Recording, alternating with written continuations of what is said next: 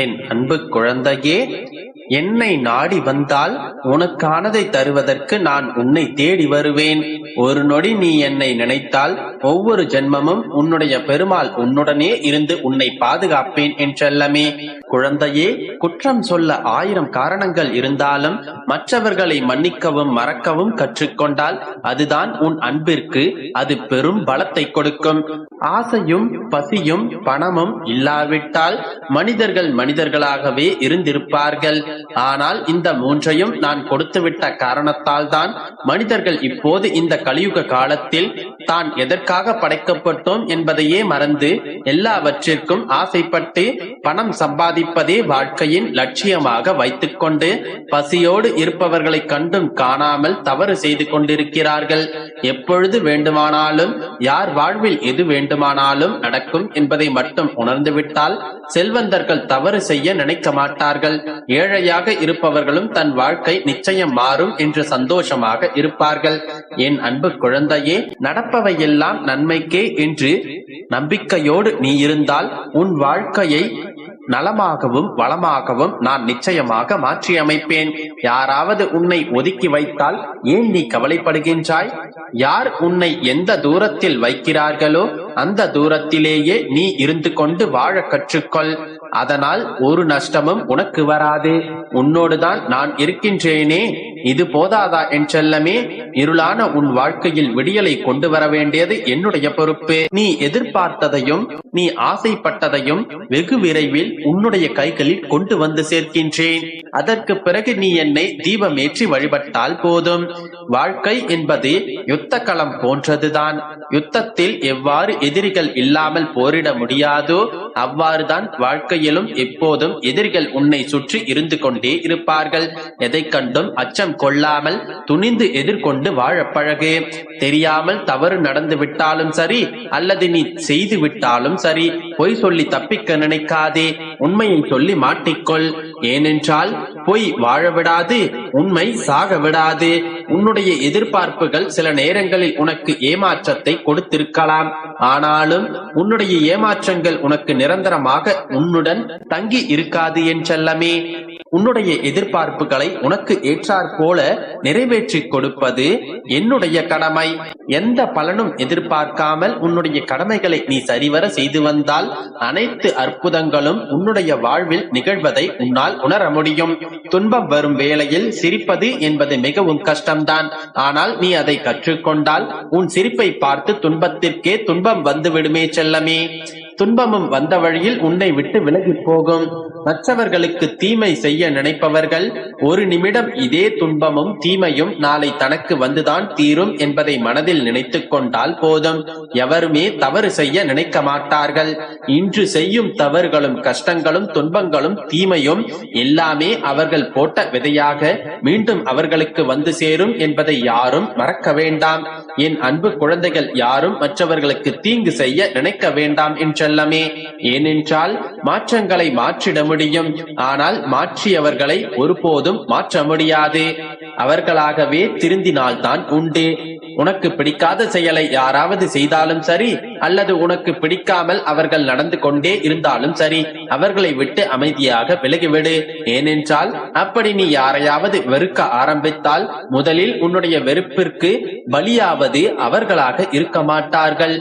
உன்னுடைய நிம்மதிதான் அங்கு தொலைந்து போகும் என்பதை உணர்ந்து கொள். ஏனென்றால் நீ யாரையாவது வெறுக்க ஆரம்பித்து விட்டாலோ அவர்களுடைய செயல்களை பற்றி வருத்தப்பட ஆரம்பித்தாலோ அப்பொழுதிருந்தே உன்னுடைய நிம்மதி உன்னிடம் தொலைந்து போகும்.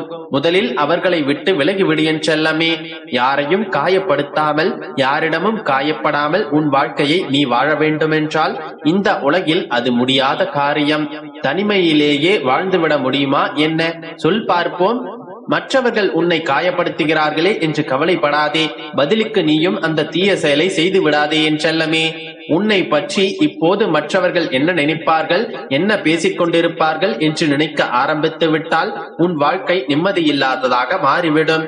எதை பற்றியும் எவரை பற்றியும் நீ யோசிக்க வேண்டாம். உன்னை பற்றியும் உன்னுடைய வாழ்க்கையை பற்றியும் அதில் முன்னேற்றங்களை உருவாக்குவதற்கான வழிகளை பற்றி மட்டும் யோசி.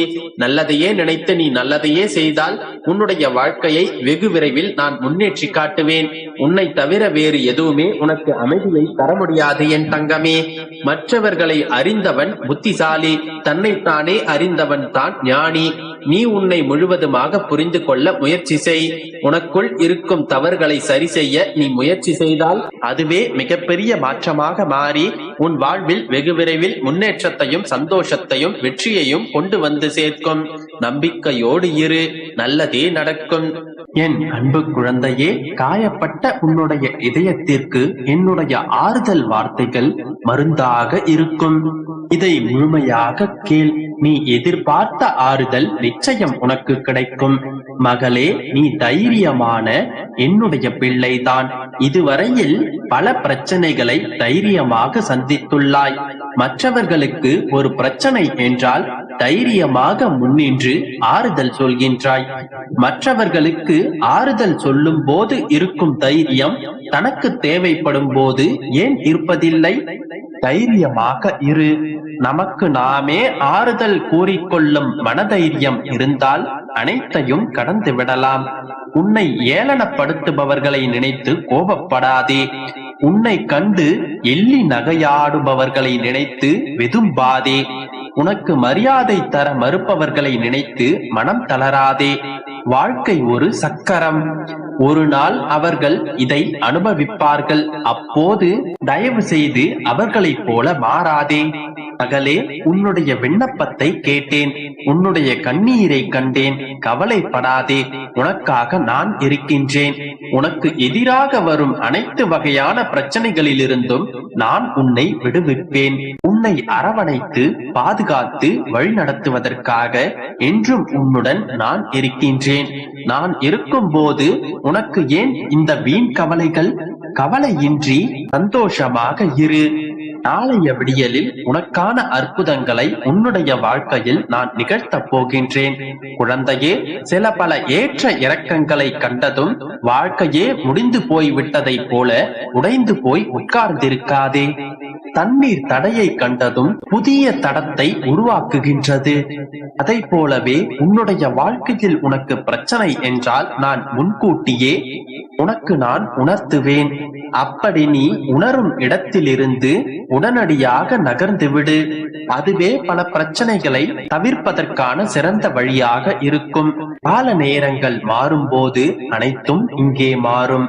சற்று பொறுமையாக இரு. நல்லது மெதுவாகத்தான் நடக்கும், கெட்டது உடனே நடக்கும். அதனால் பொறுமை மிக அவசியம்.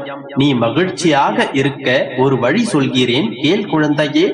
இயற்கையை விட பேரதிசயம் வேறெதுவும் இல்லை. இயற்கையோடு இணைந்து வாழ முயற்சி செய். உன்னுடைய வாழ்க்கை புத்துணர்ச்சியோடு இருக்கும். அதே போல உன்னுடைய வாழ்க்கையை விட அற்புதமானது எதுவும் இல்லை.